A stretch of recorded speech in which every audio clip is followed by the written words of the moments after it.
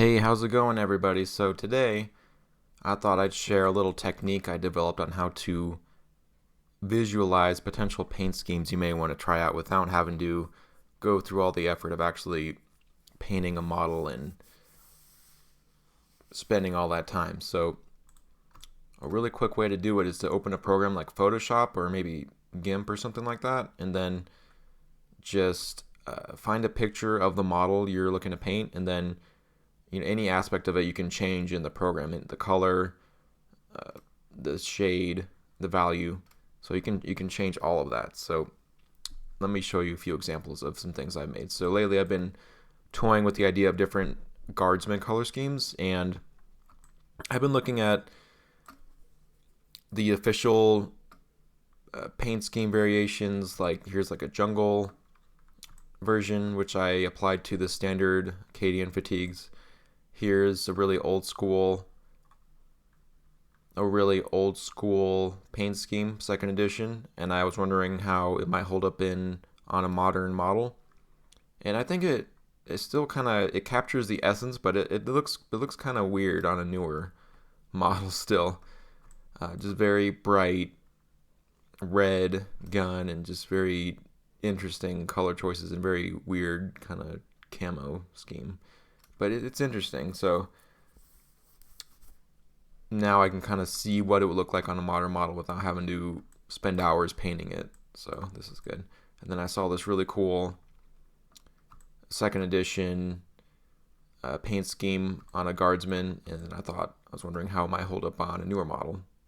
So, and then here's a picture of Acadian 122nd uniform. So I'll show you the process of how I take the standard picture, which I just pulled from Google, and alter the colors. So I already did all the work, so I'm just going to show you the overall steps I took. So the way you make it work is you make selections on the model whatever color you want to change or alter.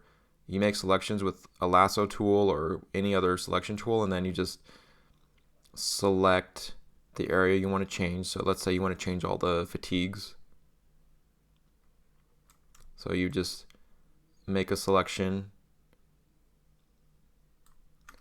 and then you just click here on one of the adjustment layers, and then you pick I would always pick curves, make a curves layer, so that way you can adjust the value.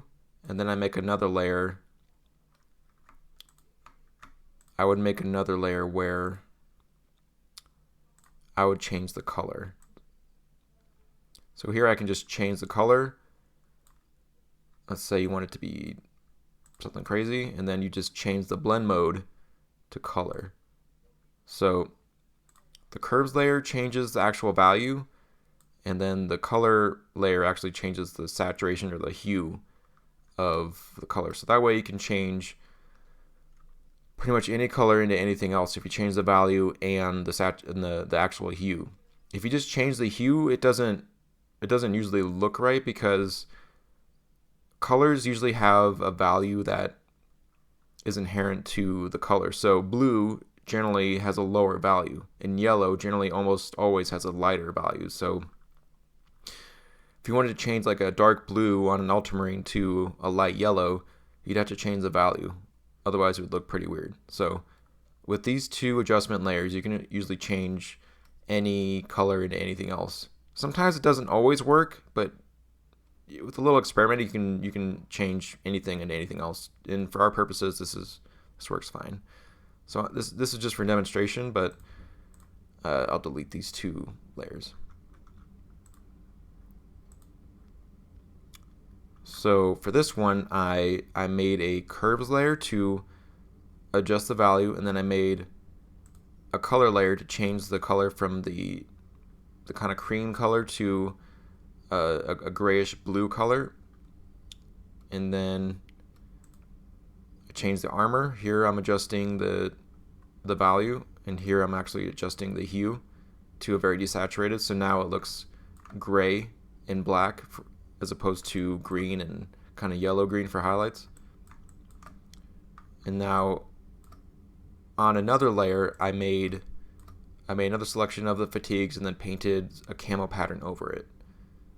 And then I made some more adjustments. So now I can quickly see if I really like this color scheme just in Photoshop after a few minutes of work, as opposed to spending like 3 hours painting a model. And now I can line them all up and see which one I like the best. So out of all these, I think I like this one the best. This one just speaks to me the most. It just looks the most interesting. And I really like the standard paint scheme, but it's so, I've seen it so often that I want to try something different. So, and I'm kind of toying with this one, but this is kind of just a fun experiment. It's really interesting. I kind of wonder what it would look like on a unit in an army painted like this, but I have a hard time justifying painting models that look like this. So I hope you found this video useful, and if you have any questions or comments, please let me know. I'd love to hear from you.